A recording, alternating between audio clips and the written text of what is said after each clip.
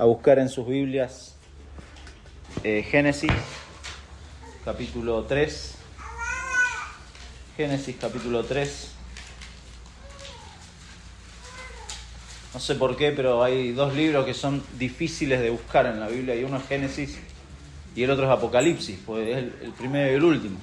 No sé por qué, a mí me pasa, no sé si a usted le pasa, pero a mí me pasa que como son las primeras hojas, hay veces que... O también porque damos por sentado las cosas que dice Génesis en los primeros capítulos y a veces las pasamos por alto. Y es bueno volver al principio. Vamos a leer todo el capítulo 3, luego vamos a pedirle al Señor nos guíe al recorrer este pasaje. Génesis capítulo 3, versículo 1 dice: pero la serpiente era astuta, más que todos los animales del campo que Jehová Dios había hecho, la cual dijo a la mujer: ¿con que Dios os ha dicho, no comáis de todo árbol del huerto? Y la mujer respondió a la serpiente: del fruto de los árboles del huerto podemos comer, pero del fruto del árbol que está en medio del huerto, dijo Dios, no comeréis de él, ni le tocaréis, para que no muráis. Entonces la serpiente dijo a la mujer: no moriréis, sino que sabe Dios que el día que comáis de él, serán abiertos vuestros ojos y seréis como Dios, sabiendo el bien y el mal. Y vio la mujer que el árbol era bueno para comer y que era agradable a los ojos, y árbol codiciable para alcanzar la sabiduría, y tomó de su fruto y comió, y dio también a su marido, el cual comió así como ella. Entonces fueron abiertos los ojos de ambos, y conocieron que estaban desnudos. Entonces cosieron hojas de higuera, y se hicieron delantales, y oyeron la voz de Jehová Dios, que se paseaba en el huerto al aire del día. Y el hombre y su mujer se escondieron de la presencia de Jehová Dios entre los árboles del huerto. Mas Jehová Dios llamó al hombre y le dijo: ¿dónde estás tú? ¿Dónde estás tú? Y él respondió: oí tu voz en el huerto y tuve miedo porque estaba desnudo y me escondí. Y Dios le dijo: ¿quién te enseñó que estabas desnudo? ¿Has comido del árbol que yo te mandé que no comieses? Y el hombre respondió: la mujer que me diste por compañera me dio del árbol y yo comí. Entonces Jehová Dios dijo a la mujer: ¿qué es lo que has hecho? Y dijo la mujer: la serpiente me engañó y comí. Y Jehová Dios dijo a la serpiente: por cuanto esto hiciste, maldita serás entre todas las bestias y entre todos los animales del campo.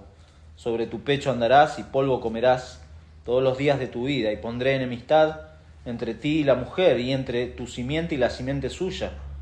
Esta te herirá en la cabeza, y tú le herirás en el calcañar.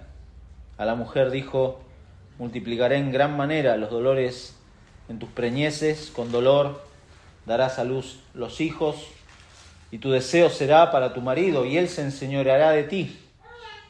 Y al hombre dijo: por cuanto obedeciste a la voz de tu mujer, y comiste del árbol que te mandé, diciendo no comerás de él, maldita será la tierra por tu causa, con dolor comerás de ellas todos los días de tu vida.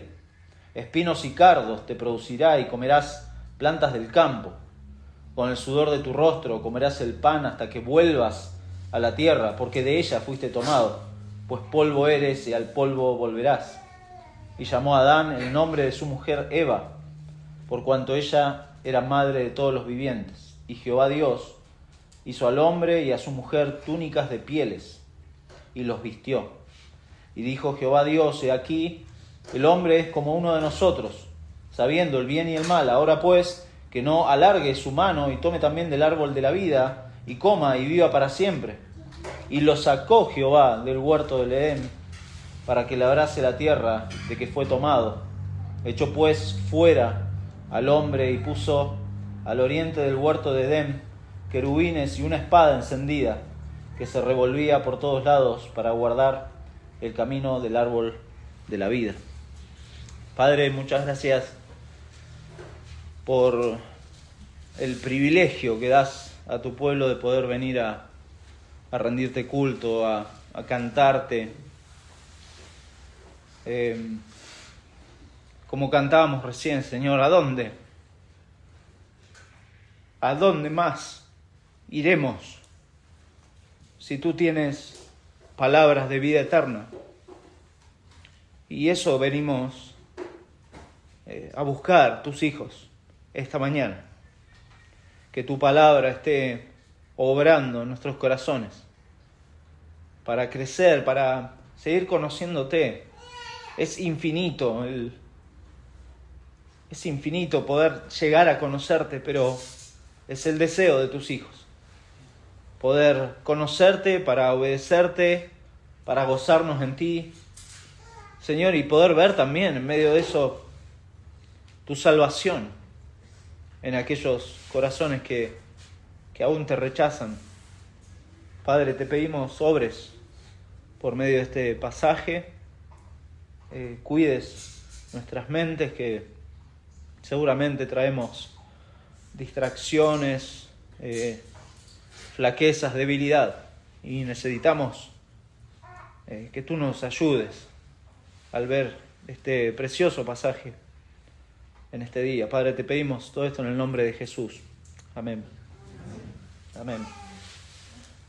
Muy bien. Yo no sé si... Bueno, siempre yo reconozco que me gusta ver cada tanto alguna película, y cada tanto siempre comparto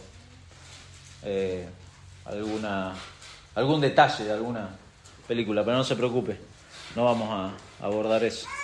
Pero sí me encanta, por ejemplo, las sagas de Marvel, y ahí podemos charlar con los más jóvenes y juntarnos a charlar de... Pero sí, a mí me gustan, no sé, capaz que algún otro no le... Me gustan porque es precioso cómo se unen las historias, ¿no? Cómo han logrado... Creo que eso me llama la atención, cómo los productores, los guionistas, los directores logran unir, ¿no? Arman toda una saga, y hoy usted tiene que buscar la cronología de las películas para entenderla, porque si usted se pone a ver cualquier película de esas y las ve descolgadas, no las va a entender. No las va a entender, por más que quiera, ¿no? Capaz entiende la trama de ahí, de ese momento, pero no la va a entender, porque es muy difícil lograr hilar todas las historias. Algunos, obvio, son como más detallistas y le buscan, como decimos, le buscan el pelo al huevo y empiezan a buscarle detalles para ver si se equivocaron. Pues hay mucha gente que le encanta ver esas cosas y ver los detalles y decir, mirá, no, acá se equivocaron, pues está mal, como... Bueno, yo no soy de eso, no se preocupe. Soy mañoso en otras cosas. Pero hay personas que sí. Lo que pasa es que los productores, ¿no? Y los que hacen estas cosas son humanos, son seres humanos. No pueden hacer las cosas perfectas, ¿no? Los guiones, las tramas, no las pueden hacer perfectas. Pero a diferencia de estos guionistas de Marvel, y obviamente diametralmente opuesto, esto es solamente una introducción, una ilustración, las escrituras no solamente nos muestran el desarrollo de la historia escrita por Dios, con un mapa perfecto que nos guía a un tema central, que es Jesucristo, sino también un guión que es perfecto, sin errores. Precioso, usted se pone a leer la Biblia y va a encontrar no solamente los elementos suficientes para la salvación suya, sino que va a encontrar una historia perfecta de cómo Dios finalmente va a tener victoria. Si usted lee Apocalipsis, más allá de los símbolos, y se puede asustar en un principio leerlo, pero se va a dar cuenta de que es la victoria de Dios, finalmente. Y está muy relacionado a este pasaje, Génesis 3. Los seminaristas, los estudiosos, hablan de la teología bíblica, es decir, esta forma de entender la Biblia como un gran libro, compuestos, ¿sí?, de pequeños libros que narran esta historia, esta gran historia, donde el punto central de esta gran historia es la obra redentora de Dios por medio de Cristo. Ese es el punto central. Por eso decimos que esta teología bíblica es para la iglesia, porque nos habla de cómo comienza la Biblia y cómo termina la Biblia con el Rey Jesús, en victoria, con su iglesia reunida, en victoria. Pero claro, tenemos un paréntesis en donde no vemos como esa victoria todavía. Y la Biblia comienza con este libro y con todo lo bueno de este libro. Si usted lee Génesis 1 y 2, se va a dar cuenta que Dios, cada vez que hace algo, crea algo, dice: esto es bueno, esto es bueno, esto es bueno, esto es bueno. Lo único no bueno que menciona Dios es cuando ve al hombre solo. No es bueno que el hombre esté solo y crea a la mujer. Pero todo es perfecto. Hay un comentarista, Atkinson, que dice: si la imagen del huerto que se nos ofrece en Génesis 2 llega hasta nosotros reflejada de alguna manera en un espejo claro y limpio, perfecto, en Génesis 3, esa imagen se rompe en 1000 pedazos. Eso es Génesis 3. Y sigue diciendo este autor: el mundo que se ve a través del cristal del capítulo 3 ya no es un mundo normal. Ese es nuestro mundo, en donde vivimos. Es un mundo quebrado, es un mundo que no es normal, porque no era el plan de Dios, y el hombre hizo lo que hizo. Y el pasaje que hemos leído, sin duda, en lo personal, no sé si hay... Uno puede decir: no, para mí la crucifixión. Pero para mí Génesis 3 es el pasaje más triste de la Biblia. Porque a partir de Génesis 3 ya nada es igual. Nada es igual. Está todo patas para arriba.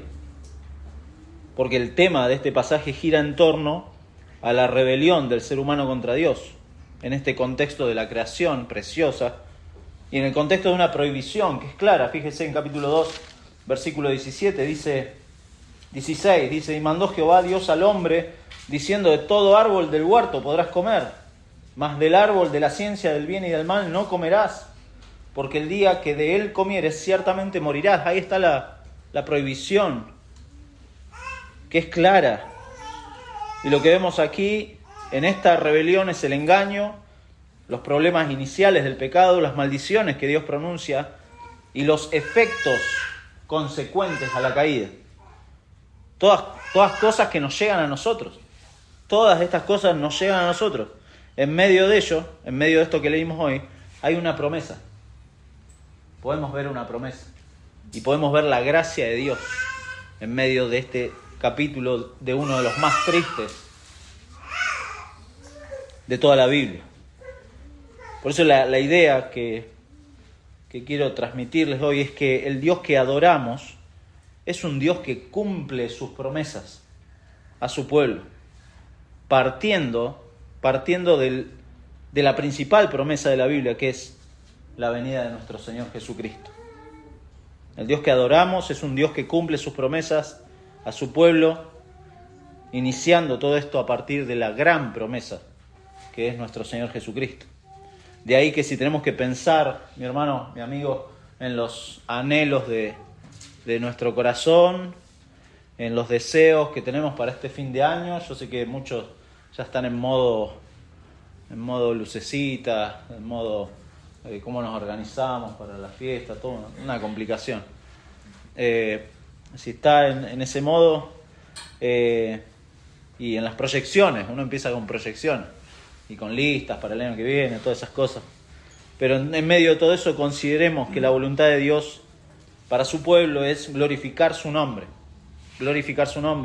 y para ello el medio de exaltación del nombre de Dios es Jesucristo mismo, es Jesucristo, su Hijo y su palabra sobre todo.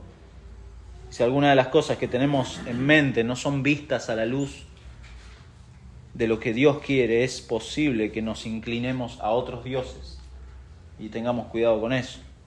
Quisiera solamente marcar 3 puntos. Vamos a tratar de... Pues largo, usted cuando lo leyó seguramente dijo, de acá no nos vamos más. No se preocupe, se va a ir. Pero quisiera solamente reflexionar en 3 puntos frente a este pasaje de cómo el Señor ha cumplido su promesa de enviar al único mediador que tenemos y por medio de quien todo pecador que se humilla, se arrepiente, confía, puede tener perdón de pecados y vida eterna.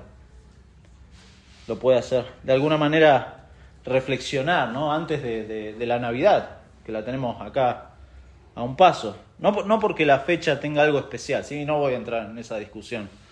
Eso es para otro plano, de si es la Navidad o no es la Navidad. Todo eso que... No.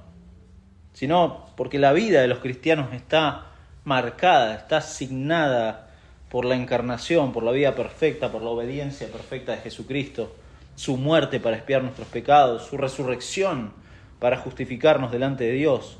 Todo eso, toda esa obra de Cristo por causa del pecado, por causa de Génesis 3. Por eso es uno de los capítulos más tristes, porque a partir de acá las cosas cambian. Veamos en primer lugar el engaño del pecado, versículos 1 al 6. Bueno, recién leímos capítulo 2, versículos 16 y 17, como para entender la referencia directa previa que hay y que no hay que perder de vista, de que ahí está el mandato y la prohibición, ahí está el carácter de Dios como creador, pero también como legislador. Dios es el que dijo, no tienen que comer, pueden comer de todo el árbol, pero de este no. Ese es el mandato, esa es la prohibición. Esto debería hacernos recordar que Dios no tolera el pecado. El carácter de Dios muestra eso en la Biblia. Dios no tolera el pecado en absoluto. Y a lo largo de este capítulo y a lo largo de la Biblia vemos eso. Entonces el mandato es claro. Incluso en el 2.15, si se fijó, dice, tomó pues Jehová Dios al hombre y lo puso en el huerto de Edén para que lo labrara y lo guardase. Interesante el detalle ese, lo labrara y lo guardase, porque es algo que algunos consideran, y se puede pensar, en el sentido de guardar, que es cuidar, claro, la labranza, ¿no? Hay que cuidar lo que sembramos, cosechamos, etc. Pero el sentido de guardar también es de vigilar el huerto. Y algunos piensan que Adán debería, en esas funciones de vigilancia, haber expulsado a la serpiente. Pero no lo hizo.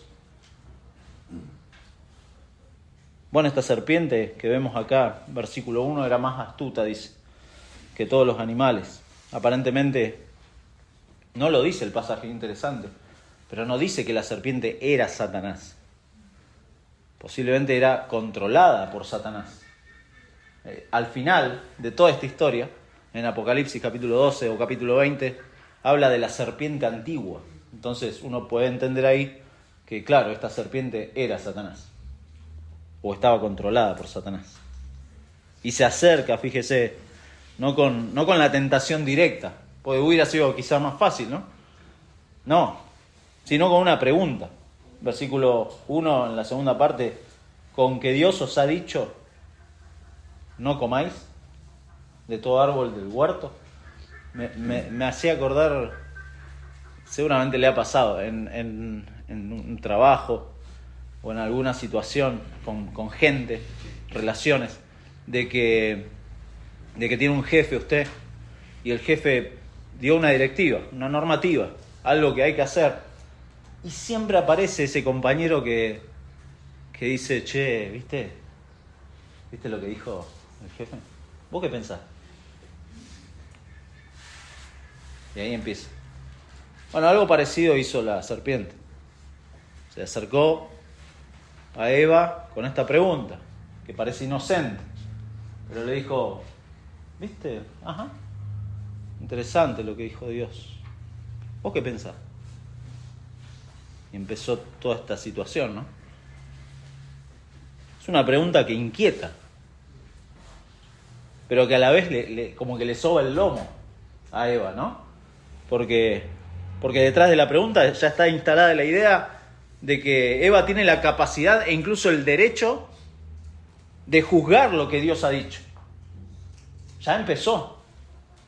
Ya empezó. Después comió el fruto, sí. Pero la cuestión acá empezó acá, en esta pregunta, y en empezar a hablar con la serpiente. La idea de que tenemos la capacidad, y está instalado en nosotros, en nuestro corazón. Creemos que podemos juzgar lo que Dios dice. Dios dice en su palabra tal cosa, bueno, sí, pero... Y empezamos a enroscarnos. Pero Dios es claro en su palabra. Dios le dijo a Eva y a Adán, no coman de eso. Y es interesante, porque acá la serpiente no está en la historia como la causa del fracaso humano. No es el factor que provocó el fracaso humano, sino que fue lo que hizo enfrentar al ser humano con la realidad de desconfiar de Dios. Que eso es lo que hizo Eva, empezó a hacer. Y fíjese la exageración, ¿no? Que dice de todo árbol del huerto, en la pregunta, ¿no? Y presenta a Dios de la manera que, bueno, hoy muchos creen en este Dios, en un Dios como un ser negativo que a todo dice que no, que existe para arruinar la diversión de uno. Muchos creen en ese Dios y por eso muchos no quieren saber nada con Dios. Y la mujer responde. Bueno, al menos en principio responde, fíjese, con cierta sabiduría, con cierta gracia. Le dice versículo 2, y la mujer respondió a la serpiente, del fruto de los árboles del huerto podemos comer. Pero fíjese cómo explica la prohibición. Versículo 3. Pero del fruto del árbol que está en medio del huerto, dijo Dios, no comeréis de él, ni le tocaréis, para que no muráis. Pero Dios no dijo que no lo podían tocar. En ninguna parte figura eso. Eso lo agregó la mujer. Le agrega como cierta agresividad a la prohibición, ¿no? No lo podemos ni tocar, imagínese. No. Y comienza a anidarse el pecado de dudar de la bondad de Dios. Entonces juega Eva acá con la posibilidad que la serpiente le ha preguntado, ¿no? De dudar de Dios, con que Dios os ha dicho. Y además le agrega, fíjese versículo 4, entonces la serpiente dijo a la mujer, no moriréis, no moriréis. Y acá podemos ver acá la primer doctrina negada en la Biblia, que es la doctrina del juicio. La doctrina del juicio, que es algo que se repite siempre. Y es lamentable, pero no solamente el incrédulo ignora el juicio de Dios, sino que lamentablemente muchos cristianos no quieren hablar del juicio de Dios cuando predican el Evangelio. Bueno, predican un mensaje de amor, el Señor te ama y quiere que vengas a Él y que hagas una oración. No, el Señor está airado. Génesis 3 habla de eso. Dios está airado contra la humanidad y el ser humano no puede hacer nada a menos que Dios intervenga. Dios mismo tiene que intervenir en la venida de su Hijo. La primera doctrina negada, el juicio. Porque, claro, deshacernos del juicio es como que baja la tensión, ¿no? Cuando predicamos el mensaje. ¿Por qué? Porque, claro, el ser humano ya no ve consecuencias, ya somos libres de cualquier cosa. Y entonces, sacando esta idea del juicio, agrega, versículo 5, sino que sabe Dios que el día que comáis de él, serán abiertos vuestros ojos y seréis como Dios, sabiendo el bien y el mal. Eso es lo que le plantea la serpiente. Y acá está el engaño del pecado. Porque fíjese, tiene algo de cierto. Serán abiertos los ojos. Y fueron abiertos los ojos. ¿Era verdad? Claro. Bueno, ahora serán como Dios, en un sentido no es tan correcto. Y acá lo crucial, fíjese, no es el árbol, no es el fruto. Acá lo crucial es la rebelión contra Dios. Esto es lo importante acá. ¿Por qué? Porque el portador de la imagen de Dios se está poniendo en contra del Creador. El portador de la imagen de Dios se está poniendo en contra de su Creador. Como yo quiero ser mi propio Dios, lo que hago es desdeificar a Dios, sacarle su autoridad a Dios. Y me convierto entonces en un idólatra de mí mismo y de mis cosas. Y Dios se convierte en un rival, en mi enemigo. Dios y sus cosas me complican la vida. Me complican la vida. Ya no encuentro gozo en Dios. Porque es complicado, es mi enemigo. Es un rival para mis cosas, para mis intereses. Y por eso me vuelvo, entre comillas, como Dios, en el sentido de pretender mi independencia, de exaltar mi propia opinión, diciéndole a Dios, gracias, pero no necesito que me digas cómo vivir. Ese es el sentido. No necesito que Dios me diga cómo vivir. Yo sé cómo vivir mi vida. Bueno, eso está desde Génesis 3 en adelante, mi hermano, muy latente en nuestros corazones. Tremendo. Por eso el pecado no es solamente romper una regla, sino que es pretender destronar a Dios, sacarlo de donde le pertenece, ese lugar de gloria que le pertenece, que es lo que quiso hacer Satanás, ¿no? Satanás, más adelante, uno de los profetas habla de que quiso sentarse en el trono de Dios. Y eso queremos hacer también nosotros, por esta promesa de la serpiente. Y así juntos, el hombre y la mujer se rebelan contra Dios, toman el camino de la autodestrucción, no confían en Dios. Y ese es el umbral para perder todas las libertades. Nos creemos libres. Pero no, el ser humano está totalmente esclavizado bajo esta promesa de la serpiente. Serán como dioses. Vemos el engaño, pero en segundo lugar vemos los problemas iniciales del pecado. Posiblemente a algunos les va a frustrar que yo no entre en los detalles, y no voy a entrar en los detalles de este pasaje. Hay mucho para sacarle a Génesis 3, pero quería hacer algo como panorámico. Y acá vemos entonces los problemas iniciales del pecado. Una de las cosas que no le tenemos que dar vuelta porque la Biblia no resuelve nada de esto es el tema del problema o del origen del mal. Bueno, ¿dónde empezó? ¿Qué pasó? ¿Dónde empezó el mal? La Biblia no lo menciona. Sí menciona en Apocalipsis que Dios va a triunfar sobre el mal. Pero el problema del mal es otra cuestión mucho más larga. No nos daría el tiempo para tratar de ver algo de eso.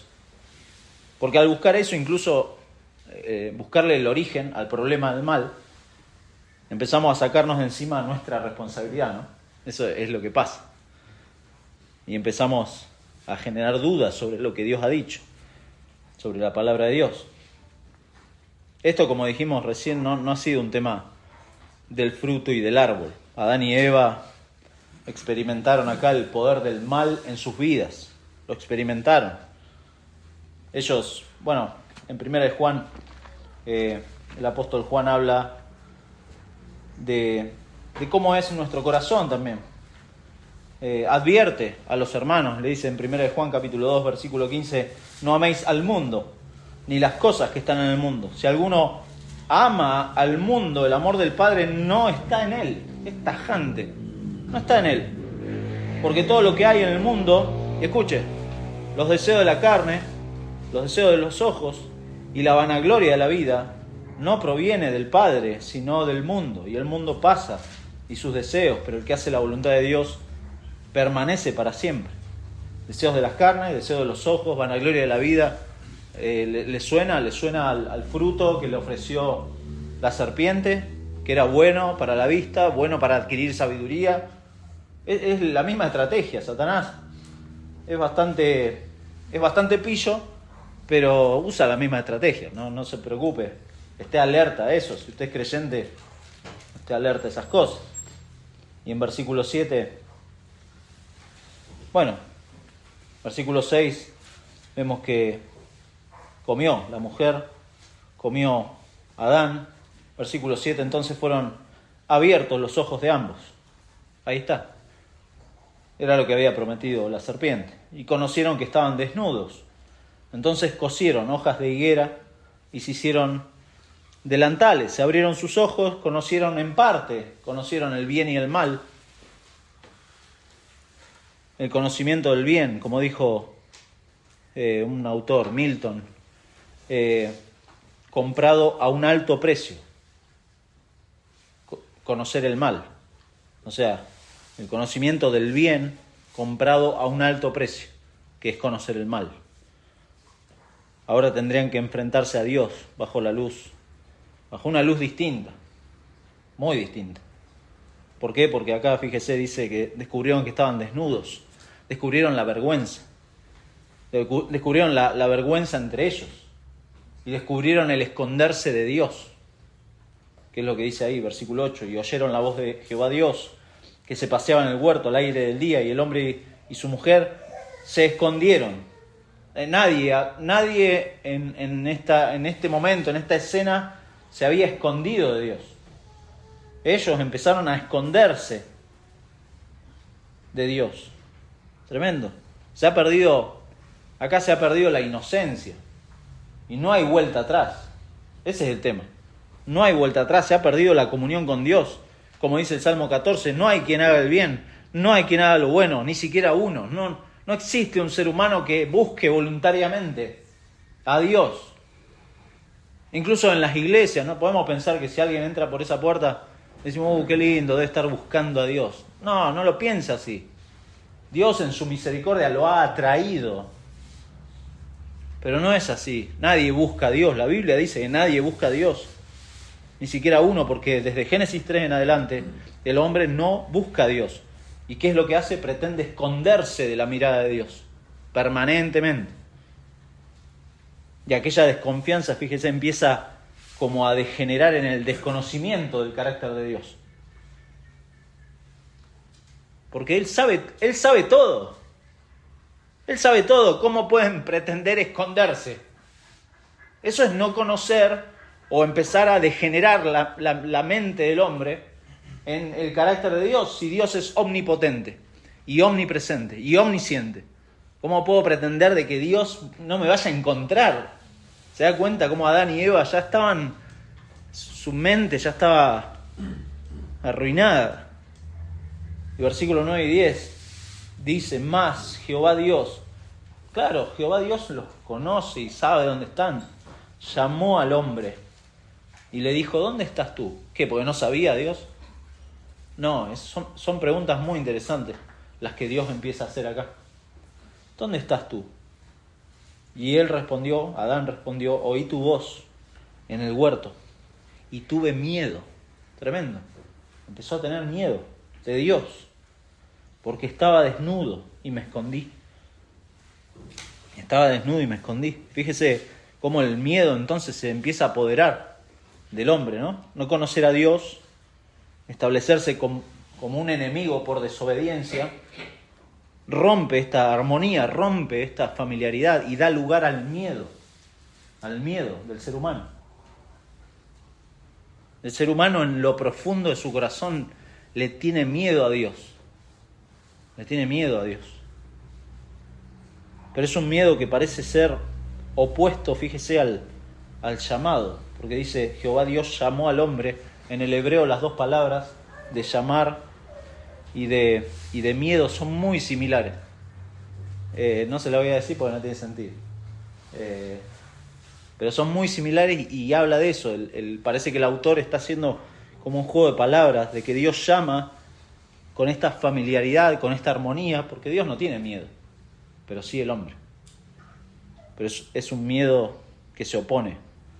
Dice 1 Juan 4, 18 y 19, en el amor no hay temor, sino que el perfecto amor echa fuera el temor, porque el temor lleva en sí castigo. Esto es lo que tiene Adán y Eva. Saben, de donde el que teme no ha sido perfeccionado en el amor. Nosotros le amamos a Él porque Él nos amó primero. O sea, Dios tuvo que buscarnos.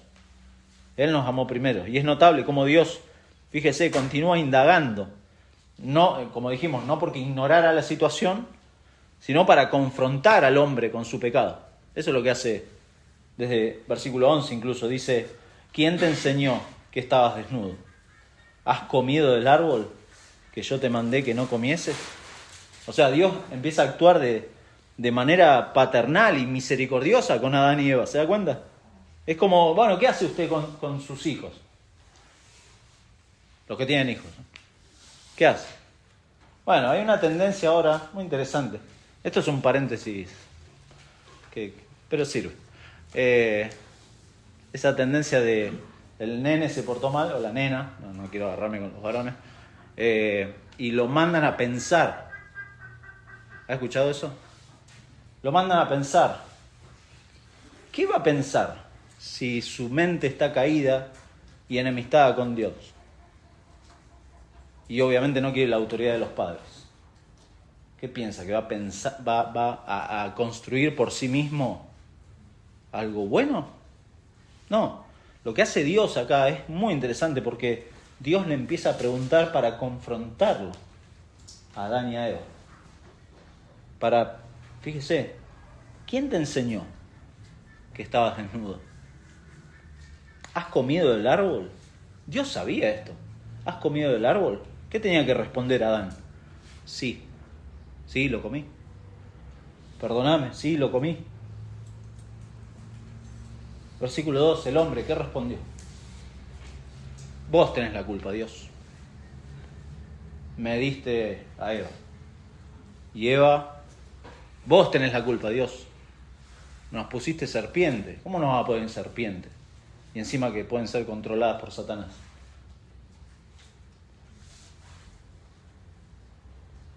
Preguntas directas le hace Dios para que reconozcan su responsabilidad. Eso es lo que muchas veces no hacemos, ¿no? Cuando queremos, volviendo al tema de los hijos, ¿no? No le hacemos preguntas para que se hagan cargo de su responsabilidad. Y vivimos en un mundo irresponsable. Todo el mundo, nadie se hace cargo. Todos tienen, los demás tienen la culpa. Adán, Eva, la serpiente, mi jefe, mis vecinos, todos los demás. Pero yo no tengo el problema, porque yo no hice nada. Y vemos acá que, claro, uno de los problemas iniciales del pecado es esta autojustificación y esta irresponsabilidad del ser humano, que se arrastra, ¿no? Se arrastra. No puedo echarle la culpa de mis errores a mis genes o a mis padres, no, porque mis padres me criaron de esta forma. No, cada uno se tiene que hacer responsable delante de Dios de cómo es. No puedo eludir mi responsabilidad como hizo Adán y Eva acá, culpando a los demás.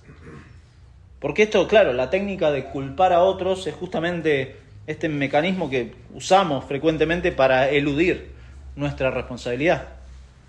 No puedo crecer en mi fe. Y claro, si en la iglesia no me dan cursos de esto, de aquello, si el pastor está siempre predicando del pecado, del evangelio, y yo no puedo crecer en mi fe.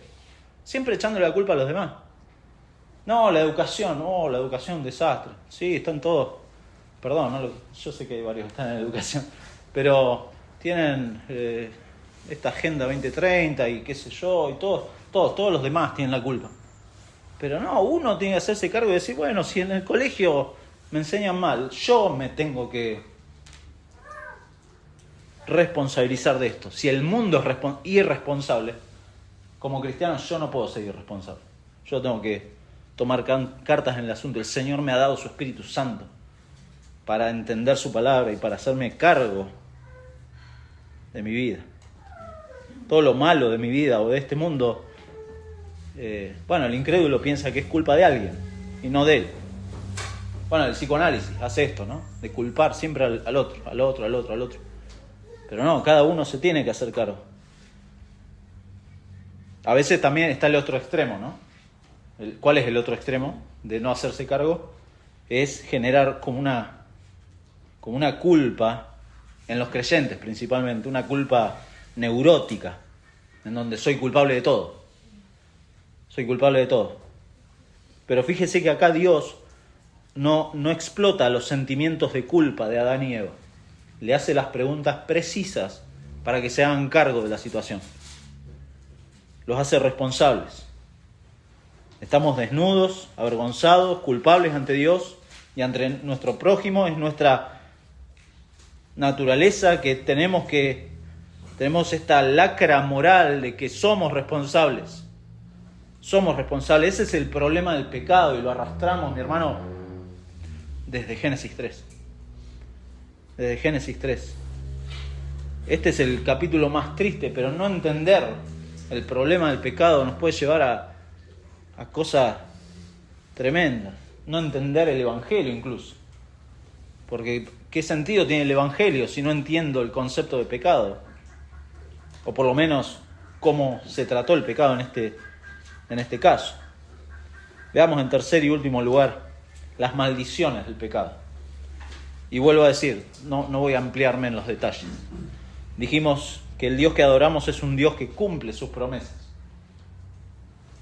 Partiendo de esta promesa principal de nuestro Señor Jesucristo, acá, versículos 14 al 24, vemos que el carácter de Dios no cambia y sus promesas no cambian. Y eso es precioso. Dios dice en Números 23, 19, un hombre, dice Dios no es hombre para que mienta. Dios no es hombre para que mienta, ni hijo de hombre para que se arrepienta. Él dijo y no hará, habló y no lo ejecutará. Este es el carácter de Dios. En el Salmo 50, 21 dice el salmista, Dios le dice al salmista, pensabas que de cierto sería yo como tú. Pero Dios no es como nosotros. Y acá Dios pronuncia 3 maldiciones. No, Dios no castiga. Sí, castiga. El mundo piensa eso. Dice, no, Dios no castiga. No leyó la Biblia. Dios pronuncia 3 maldiciones. En primer lugar, una maldición a la serpiente. Bueno, acá, versículos 14 y 15. No vamos a entrar en detalle. Hay gente muy imaginativa que ha creado cosas acá acerca de la serpiente. Cuando le dice, por cuanto esto hiciste, maldita serás. Y lo último, sobre tu pecho andarás y polvo comerás. Bueno, algunos dicen que no, la serpiente tenía pies y brazos y Dios le sacó eso y la hizo. Bueno, muy imaginativo, no sé. No dice nada la Biblia de eso. Puede ser.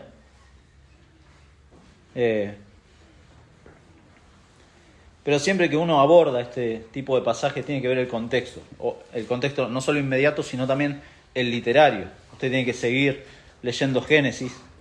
Y el autor lo que está haciendo acá es dar una introducción a algo que a lo largo del libro usted puede ver en las genealogías, muy interesante, y en la esperanza puesta en la simiente de la mujer. La esperanza en la simiente, el conflicto entre la simiente de la serpiente y la simiente de la mujer se va desarrollando en todo Génesis. Hay una promesa de victoria de esta última, de la simiente de la mujer, un rayo de esperanza. Pero es algo que no vemos en este libro. Si usted va a Génesis al final, 50-26, fíjese cómo termina este libro. Si usted lee todo Génesis y se encuentra finalizando así, dice, bueno, no se resolvió nada al final. Bueno, José y los hijos de Israel están en Egipto. Y José, dice el versículo 25, les hizo jurar José a los hijos de Israel, diciendo, Dios ciertamente os visitará. Hay una promesa de la visita de Dios a su pueblo. Dios los va a visitar. Y haréis llevar de aquí mis huesos a la tierra prometida, que si usted lee Génesis va a descubrir qué es eso. Y murió José a la edad de 110 años, y lo embalsamaron y fue puesto en un ataúd en Egipto. Bueno, se da cuenta cómo no el libro de Génesis termina con un cadáver en un ataúd en Egipto. O sea, es un libro bastante triste y que deja como en vilo acerca de esta promesa no resuelta. Bueno, esta es la maldición del pecado. Hay una promesa ahí de que la serpiente finalmente iba a ser vencida, pero no lo vemos, no lo vemos. La segunda es la maldición a la mujer.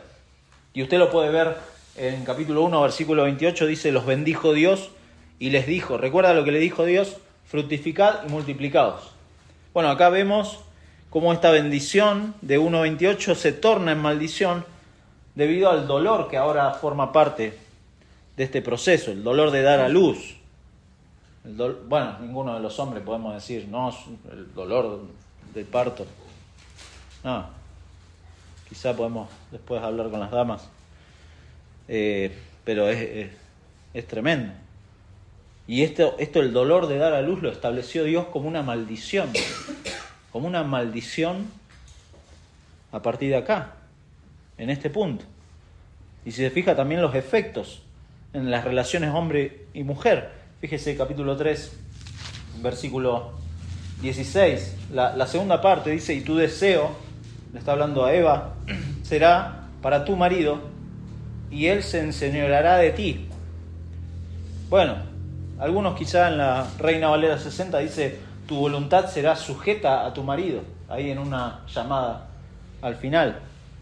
La Nueva Traducción Viviente dice, y desearás controlar a tu marido, pero él gobernará sobre ti. El pecado ha afectado nuestras relaciones y esto es una realidad. Esto es una realidad. A ver, no se asombre si ve en una época machismo y en otra época el feminismo. ¡Oh, qué terrible! No se asombre. Génesis 3 da la respuesta a la causa de eso. Dios da la respuesta en su palabra a la causa de eso. No, es terrible cómo la gente piensa estas cosas y no, está en la Biblia, Dios lo ha dicho. Y cuando seguimos leyendo, vemos, siga leyendo Génesis en su casa, son 50 capítulos, pero va a seguir leyendo de más muerte, de poligamia, de genocidios, de violaciones, y así sucesivamente. Todo a raíz de querer ser como Dios. Querer ser como Dios. Por eso Pedro le dice a los creyentes, le dice, no se sorprendan del fuego de prueba que les vaya a sobrevenir. No se sorprendan de este mundo. No se escandalicen. No se sorprendan de que Hollywood saque una película con dos mujeres siendo... No se sorprendan porque Génesis 3, Dios da la respuesta en su palabra. No nos tiene que sorprender, mi hermano. Esto debería movernos, sí, a hablar más del mensaje que Dios, desde Génesis 3, está planteando. La tercera maldición, la maldición al hombre, 17 al 20. Adán tampoco escuchó a Dios. Y a raíz de esto las cosas no funcionan correctamente. No funcionan. Toda la creación se ve afectada y podemos ver también las consecuencias de la muerte en esa frase que dice, del polvo eres y al polvo volverás. Ahí está la muerte que Dios le había prometido. Si comen de este fruto van a morir. Y ahí le está anunciando, vas a volver al polvo. En Romanos 8:22 dice que sabemos que toda la creación gime a una, y a una está con dolores de parto hasta ahora.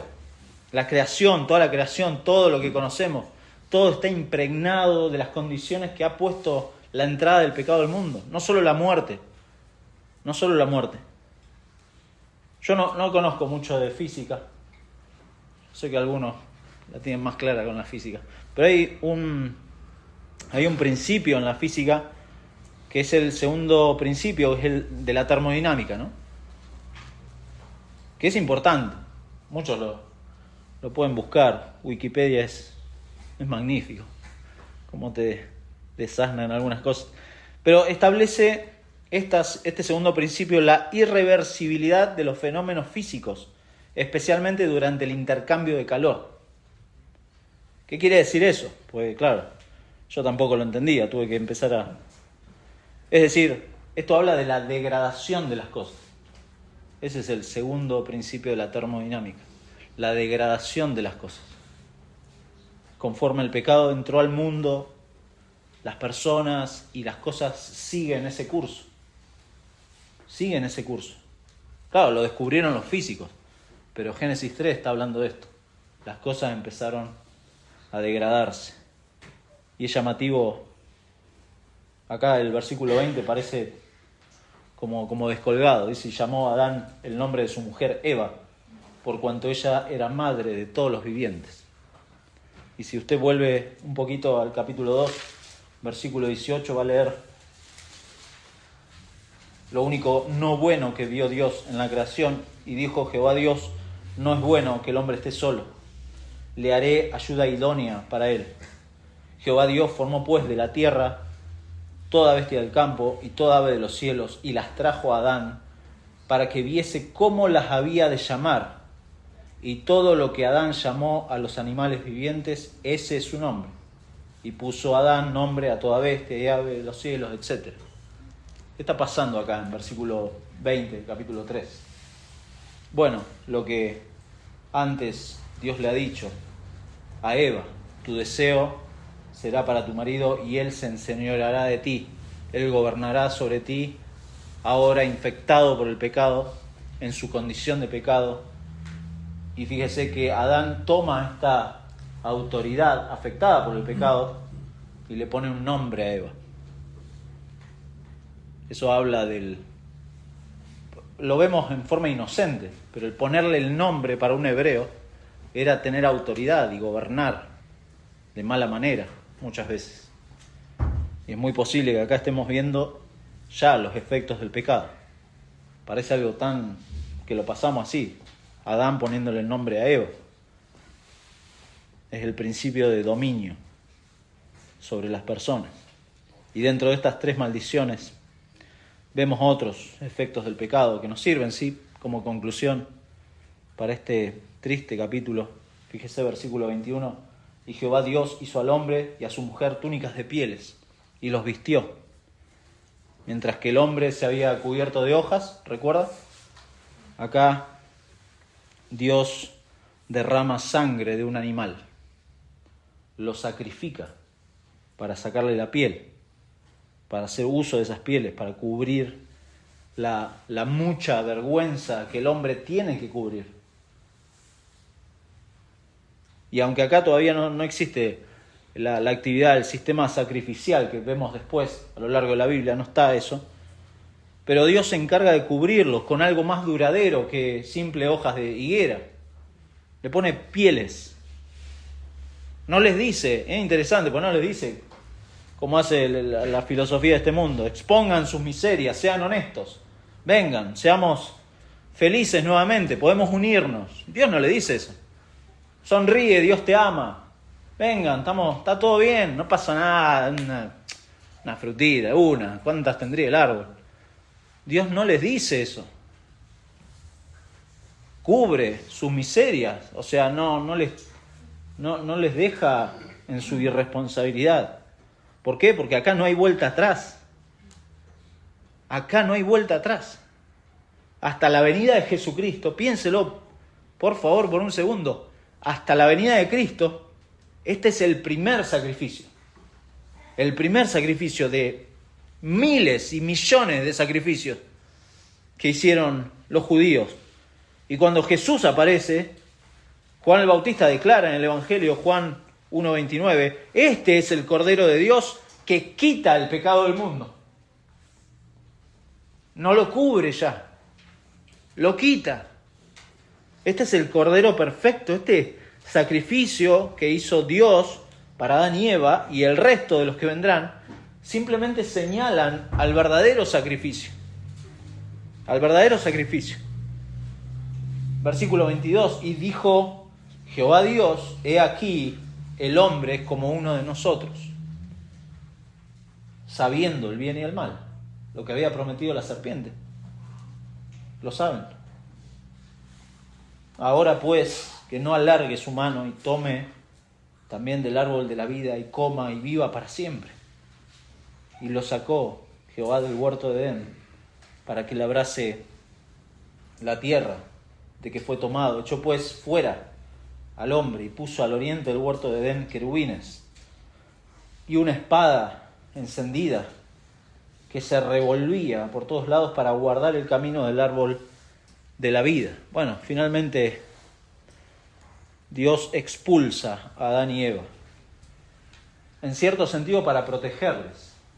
Si se fija, si leyó ahí conmigo, es para protegerles. En versículo 22 está esta sensación de que Dios no solo expulsa al hombre del huerto como juicio, sino también para su bien. Este es el sentido. Es una forma de decir que Dios no quiere que el hombre coma del árbol de la vida en este estado corrompido que tiene ahora. De hecho, está diciendo que existen consecuencias terribles y eternas si comiera del árbol. No lo dice, nosotros, solamente Dios conoce qué pudo haber pasado, ¿no? Nosotros no lo sabemos. Si caerían en comer el árbol, también ese árbol de la vida. Pero el texto no nos dice más. Dios da, sí, una oportunidad de gracia. Si se fija, la promesa de que iban a morir está latente, pero los echa del huerto, no los elimina en el momento. Aunque sí, la sombra de muerte está ahí alrededor de Adán, está ahí latente, pero durante algunos años iba a conservar su vida. De hecho, si usted lee algunos de los primeros capítulos, va a ver que los hombres vivían mucho. Hubo uno de casi 1000 años vivió. Una locura. Nosotros lo pensamos ahora así como una locura. Pero Dios le conservó la vida. En primer lugar, Génesis 3, hemos dicho, describe esta rebelión contra Dios. Por siglos muchos han querido responder a la pregunta de dónde viene la moral, de dónde vienen estas nociones de lo bueno, de lo malo. Pero el ser humano, como dice Pablo en Romanos 1:22, han profesado ser sabios, pero al profesar ser sabios se hicieron necios. El hombre no puede resolver esto. En 1 Corintios 3:19 dice que la sabiduría de este mundo es insensatez para con Dios. Y antes, en 1:21, nos dice que el mundo no puede conocer a Dios por medio de la sabiduría propia, humana, no puede. Los dilemas morales, lo torcido de esta vida, de este mundo, no pueden ser explicados dejando a un lado Génesis 3. Usted deja Génesis 3 a un lado y no va a entender el resto de la Biblia. No la va a entender. Porque la caída, si bien es la nota triste de las Escrituras, ha sido dejada por Dios para comprender el resto de la Biblia, para comprender el Evangelio, para comprender la historia, para comprender la conducta del ser humano. Génesis 3 es clave. ¿Usted piensa que las Escrituras fueron dadas para que encontremos buenos consejos o una espiritualidad sin sentido? No.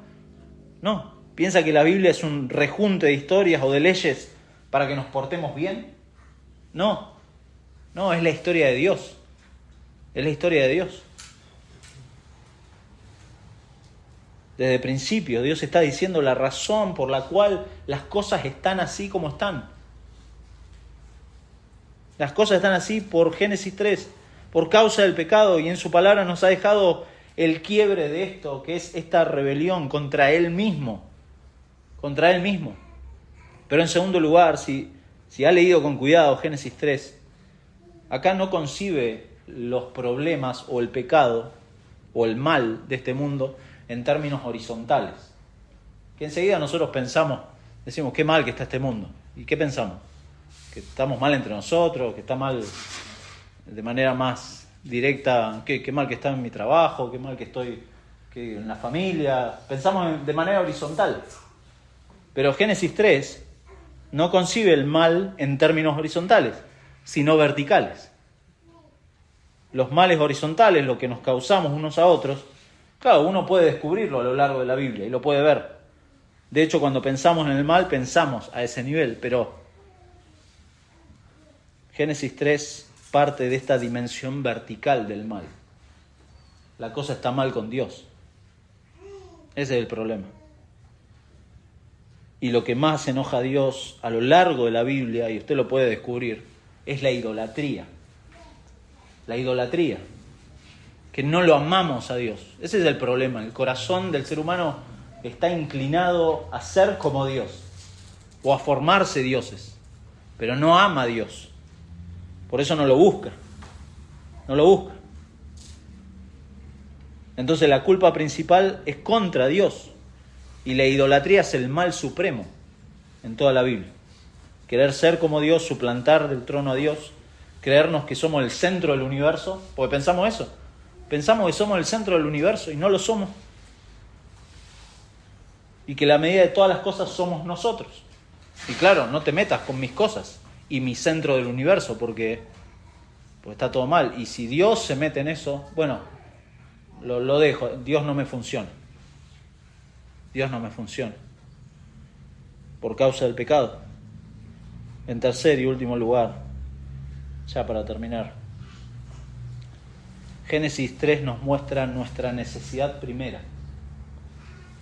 Nuestra necesidad primera. Dice un autor, Donald Carson, si eres, no estoy haciendo política, pero dice este autor, si eres marxista, necesitas revolucionarios y economistas decentes. Si eres psicólogo, necesitas un ejército de consejeros. Si piensas que la raíz de la crisis es médica o de salud, lo que necesitas es una gran cantidad de centros clínicos. Pero, sigue diciendo, si nuestra primera y más grave necesidad es reconciliarnos con Dios, un Dios que está en contra de nosotros y declara la muerte sobre nosotros por nuestra rebelión, entonces lo que más necesitamos, aunque tengamos, sí, otras necesidades secundarias, es reconciliarnos con Él. Es reconciliarnos con Él. Y termina diciendo, por eso necesitamos alguien que nos salve. Alguien que nos salve. Ni usted ni yo vamos a encontrarle sentido a lo que la Biblia dice si no estamos de acuerdo con lo que dice que es nuestro problema. ¿Se da cuenta? Si no vemos este análisis bíblico y el diagnóstico que Dios da acerca de nosotros, no podemos afrontar ni hacer un análisis bíblico para buscar la solución. No vamos a poder, nos vamos a frustrar. El alejamiento de Dios, el mirarnos a nosotros mismos como dioses, es un gran problema, uno que no se resuelve, mi hermano, de manera moral, portándonos bien. No se resuelve portándonos bien. ¿Por qué? Porque dice Romanos 8:7 que todo lo que pensamos en la carne tiene como base esta enemistad con Dios. Esta enemistad, y por eso no podemos ni queremos someternos a su autoridad. Hacemos la nuestra, seguimos la corriente de este mundo. Efesios 2 dice que estamos muertos en nuestros delitos y pecados. Desde Génesis 3 es una realidad inevitable. Estamos muertos en nuestros delitos y pecados. Pero ahí mismo en Efesios 2, precioso, dice, pero Él, Dios, Él os dio vida. Él os dio vida en Cristo. Es interesante porque dijimos recién en versículo 20, Adán llamó a su mujer Eva. Y el detalle es que esa palabra significa viviente o vida en el hebreo. La vida, a pesar de la caída, iba a seguir reproduciéndose, ¿no? De manera física. Se iba a seguir dando. De hecho, ahí en capítulo 4, Adán y Eva tienen 2 hijos. Bueno, una historia triste también, la de los 2 hijos, estos primeros. La vida, a pesar de la caída, iba a seguir estando físicamente. Sin embargo, iban a ser vivientes que iban a nacer bajo esta condición de pecado, heredada, muertos espiritualmente. Y antes, en 3:15, vemos la promesa de Dios de la victoria de la simiente de la mujer. Son detalles que quien lee empieza como a generar cierta expectativa, ¿no? ¿Qué va a pasar acá? ¿Qué es esto? ¿Qué va a pasar? Y si usted sigue leyendo va a ver cómo hay como altibajos en la narración. Inmediatamente vemos a Abel presentando una ofrenda correcta delante de Dios. Y uno dice, mientras va leyendo, dice, ¿será él? ¿Será Abel esta simiente que va a vencer? ¿Será él? No. Bueno, Caín hizo lo suyo, ¿no? Pero no. Bueno, capaz que es Noé, un poquito más adelante. Capaz que es Noé. Pero no. Capaz que es Abraham. Isaac, el hijo prometido. Si ve a lo largo de Génesis hay un problema de mujeres que no pueden quedar embarazadas. Hay un tema con la simiente de la mujer. Hay un problema, ¿no? Y uno dice, bueno, Isaac es el hijo prometido, aunque sus padres se rieron de Dios, fíjese, pero tampoco. Bueno, Jacob ahí, las 12 tribus, pero con Jacob no hay que hacer mucho revuelo, nos damos cuenta rápido que Jacob no funcionaba y sus hijos tampoco. José era prometedor, tremendamente prometedor, pero tampoco, vimos recién que terminó en un ataúd ahí en Egipto. El problema ya había entrado en la historia, ¿se da cuenta? El pecado se había extendido. Dice un autor, nos hemos ido muy lejos del Edén. Muy lejos. Por eso dijimos al principio, el Dios que adoramos es un Dios que cumple sus promesas a su pueblo. Partiendo de la principal promesa, que esto es lo que no podemos perder de vista, a Jesucristo. Él es la promesa de esta simiente. En Él se cumple todo esto. Y solo para terminar, perdón que hoy nos extendimos un poco más, pero quizá hay muchos que ya están de vacaciones. Juan, capítulo 1. Juan, capítulo 1, búsquelo. Para terminar, Juan 1 es precioso también porque habla de nuestro Señor Jesucristo en la eternidad, con Dios el Padre creando todas las cosas. En el principio era el Verbo, y el Verbo era con Dios, y el Verbo era Dios. Este era en el principio con Dios. Todas las cosas por Él fueron hechas, y sin Él nada de lo que ha sido hecho fue hecho. Jesús estaba viendo toda esta situación. Estaba ahí, y en Él estaba la vida, y la vida era la luz de los hombres. La luz en las tinieblas resplandece, y las tinieblas no prevalecieron contra ella. Versículo 9, aquella luz verdadera que alumbra a todo hombre venía a este mundo, y en el mundo estaba, y el mundo por Él fue hecho, pero el mundo no le conoció. Adán y Eva. Sigue estando esta condición. A lo suyo vino, y los suyos no le recibieron. Mas a todos los que le recibieron, a todos los que creen en su nombre, les dio potestad de ser hechos hijos de Dios, los cuales no son engendrados de sangre, ni de voluntad de carne, ni de voluntad de varón, sino de Dios. Y aquel Verbo fue hecho carne y habitó entre nosotros, y vimos su gloria como del unigénito del Padre, lleno de gracia y de verdad. Lleno de gracia y de verdad. Y escuche el sencillo relato que nos da Mateo, que está relacionado acerca del nacimiento de Cristo. Mateo capítulo 1.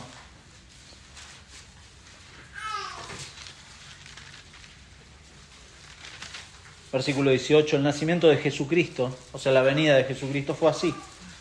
Estando desposada María, su madre, con José, antes que se juntasen, se halló que había concebido del Espíritu Santo. José, su marido, como era justo y no quería infamarla, quiso dejarla secretamente. Y pensando, fíjese la consecuencia de nuestro pecado, ¿no? Se iba a armar ahí y la quiso dejar secretamente. Y pensándole en esto, he aquí un ángel del Señor le apareció en sueños y le dijo: José, hijo de David, no temas recibir a María tu mujer, porque lo que en ella es engendrado del Espíritu Santo es, y dará a luz un hijo, la simiente de la mujer, la promesa, y llamará su nombre Jesús. ¿Por qué? Porque él salvará a su pueblo.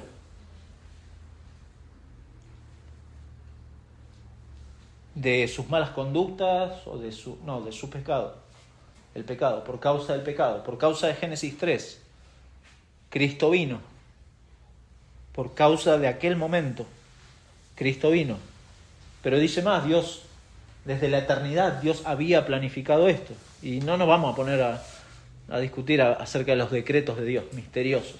Pero Dios lo dispuso así, por causa del pecado. Si usted no es creyente,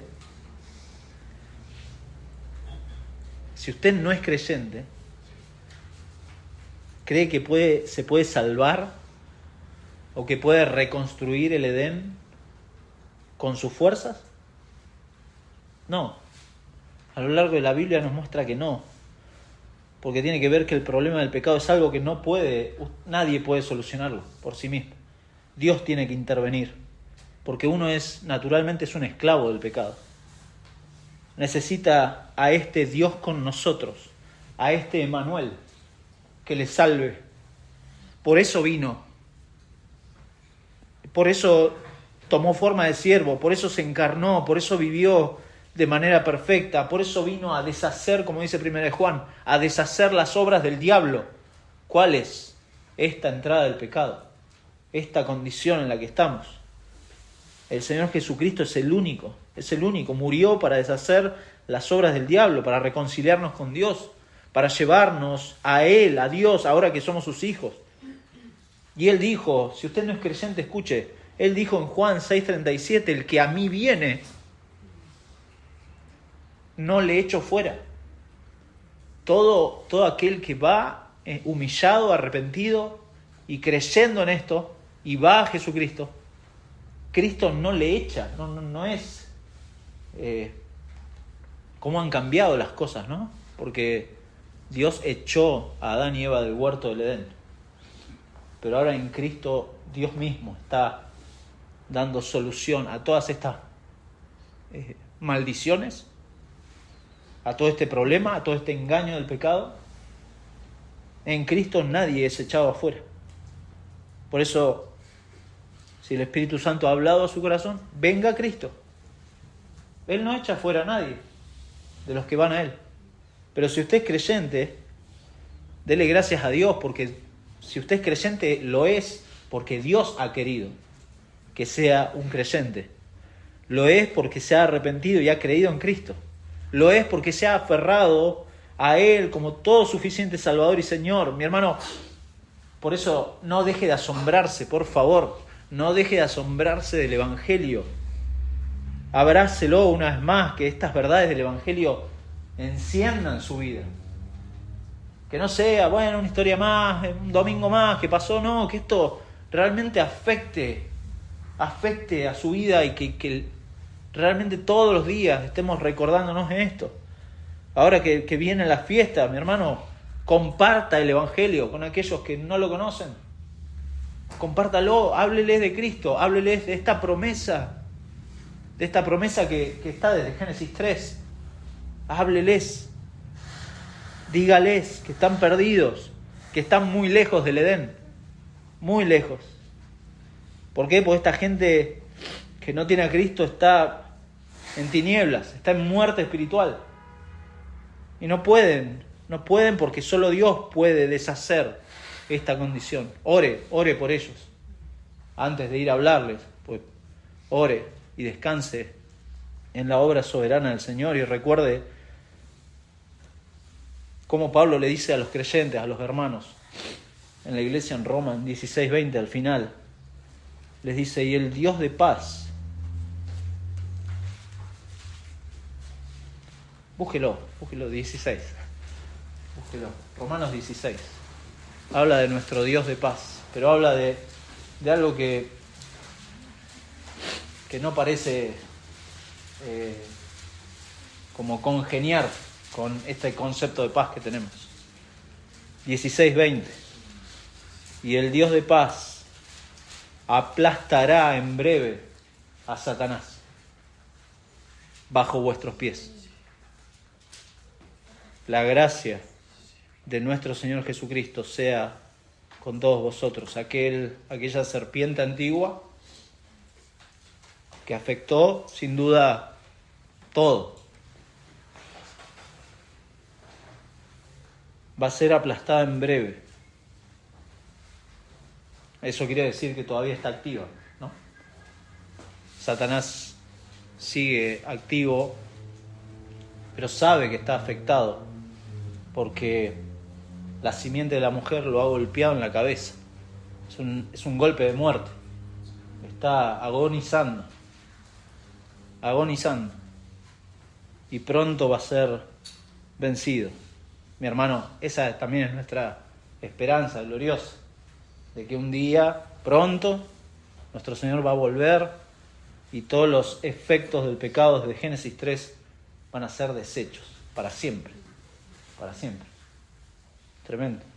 Que estas fiestas, sea Navidad o Año Nuevo, no nos distraigan de lo que realmente es importante para el creyente, que es esta promesa cumplida por nuestro Dios. Así que vamos a orar, hermanos. Muchas gracias, nuestro Dios, por tu palabra. Precioso poder ver estas cosas y que tu Espíritu esté inquietando nuestras vidas a través de tu palabra. Señor, rogamos que nos ayudes en el día a día, en nuestra casa, a que podamos asombrarnos cada vez más de cómo tú has orquestado todas las cosas, has diseñado este plan perfecto de redención cumplido en Cristo, a favor de tu iglesia, a favor de pecadores que éramos así como Adán y Eva, así rechazándote, dudando de tu verdad, queriendo ser como dioses, pero tú has tenido misericordia, porque nosotros no íbamos a buscarte, no íbamos, y tú has tenido misericordia de estos pecadores, Señor.